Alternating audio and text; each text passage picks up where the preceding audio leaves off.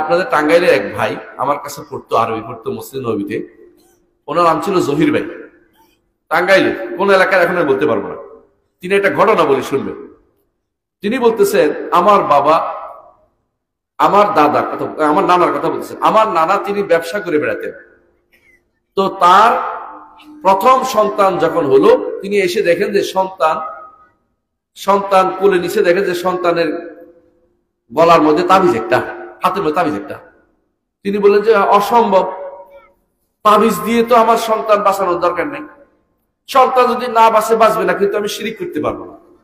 তাবিজ খুলে ফেললেন, সন্তান মরে গেল। আপনারা হলে কি করতেন? বেটা দিয়ে তোমার সন্তান তুমি মাইরে ফেলছ। তিনি কিছুই মনে করেন নাই যে আল্লাহ নিয়ে যাওয়ার দরকার, নিয়ে গেছেন, আমার কোনো আফসোসের কোনো কারণ নেই।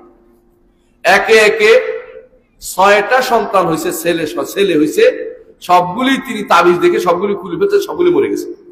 আশ্চর্যের বিষয় না? 7ম সন্তান তার হয়েছে, এটা মেয়ে, ছেলে হয় না, মেয়ে হয়েছে। তো মেয়ের কারণে কিনা জানি না, ওরা তাবিজ লাগায় নাই। উনি এটাকে কোলে নিয়ে বসছেন, বলছে আলহামদুলিল্লাহ, আল্লাহ জীবিত রাখুন, দোয়া করতেছি, নেক হায়াত দান করুন, দোয়া করে চলে গেছেন। তিনি ব্যবসায়ী মানুষ, বড় ব্যবসায়ী। কিন্তু ওই মেয়ে জীবিত ছিল। ওই মেয়ে, তিনি বললেন যে আমি হচ্ছি ওই মেয়ের ঘরের ওনার নাতি, এই জন্য আমি কোনদিন শিরিককে প্রশ্রয় দেই না। মরে গেলে মরে যাব, কিন্তু শিরিক করব না। না পাইলেও কিন্তু শিরিক করব না। ইমানদার এর উপর থাকতে হয়। বুঝছেন কি কথাটা? ইমানদারের উপর থাকতে হয়। কোনদিন এই কথা বলবেন না যে আমি যদি এটা করতাম, যদি অমুকখানে কিছু একটা দিতাম, তাহলে বোধহয় আমার সন্তান বাঁচা যাইত না। সন্তান মরে গেলেও শিরিক করা যাবে না। কথা বুঝতে পারছি? এই জন্য লোকমান তার সন্তানকে নসিহত করছে। লোকমান হচ্ছে একজন হাকিম, প্রাজ্ঞ লোক। তিনি কোন নবী ছিলেন না, সন্তানকে নসিহত করতেছে। ইয়া বুনাইয়া লা তুশরিক বিল্লাহ ইন্নাশ শিরকা লাযুলমুন আযীম। প্রিয় বৎস, আল্লাহর সাথে শরীক করিও না। শিরিক হচ্ছে বড় জুলুম। কেন জুলুম বলেন? আমি আপনাকে বলি। জুলুম এটাকে বলে, আমি যদি আপনাকে একটা জিনিস দিলাম, আপনি এটাকে আর আমার শত্রুকে দিয়ে দিলেন, এটা কি ইনসাফের কথা হইল? আমি আপনাকে জীবন দিলাম, আমি আপনাকে রিজিক দিলাম। আল্লাহ বলতেছে এটা আল্লাহর কথা, আমার কথা না। আল্লাহ আপনাকে রিজিক দিচ্ছে, আল্লাহ আপনাকে জীবন দিচ্ছে, আল্লাহ আপনাকে জীবনে সবকিছু দিয়েছে।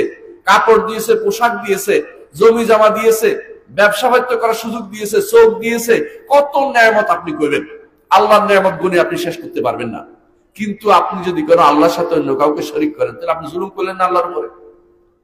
আল্লাহর উপর তো আপনার এটা জুলুম হলো। সুতরাং কোনো ব্যক্তি যদি শিরিক করে, সে ব্যক্তি বড় জালেম। তার চেয়ে বড় জালেম আর কেউ হতে পারে না, তার চেয়ে বড় জালেম। এই জন্য শিরিক হচ্ছে আযলামু জুলুম। সবচেয়ে বড় জুলুম হচ্ছে আল্লাহর সাথে কাউকে শরীক করা। ঈমানদার এটা করতে পারে না। আচ্ছা ধরে নিলাম আল্লাহর কাছে সাহায্য না চাইয়া অনেকে অনেক কিছু পেয়ে গেছে, আপনি মনে করছেন।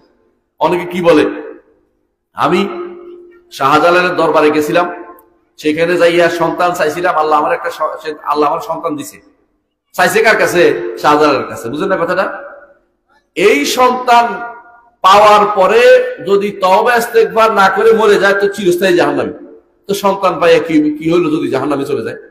আর যদি সন্তান না পাইয়াও তিনি স্থির থাকতেন ঈমানের উপরে, তাহলে সে কোনদিন জাহান্নামে যেতেন না। কথা বুঝতেন কিনা?